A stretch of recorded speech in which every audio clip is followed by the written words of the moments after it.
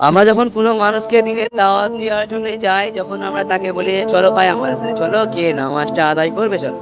তখন তার মুখে ১ম যেই কথাটা শুনতে পাওয়া যায়, সে বলে যে, আমি নামাজে কোথায় কি পড়তে হবে সেটুকুও জানি না।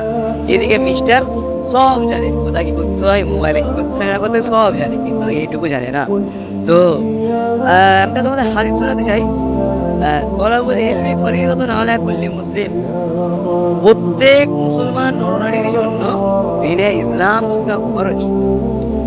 তো প্রত্যেক মুসলমানকে দ্বীনের যে বেসিক জ্ঞানটুকু, এটুকু অর্জন করতেই হবে। মানে যেটুকু ফরজ নামাজ পড়ার জন্যে লাগে, সেটুকু আমাদেরকে জানতেই হবে এবং আমাদের চলাফেরার মধ্যে যেসব জিনিসগুলো লাগে সেগুলো জানতেই হবে। আর আমরা যে তালিমে বসি না, এইটা নিয়ে অনেক মতবাদ আছে।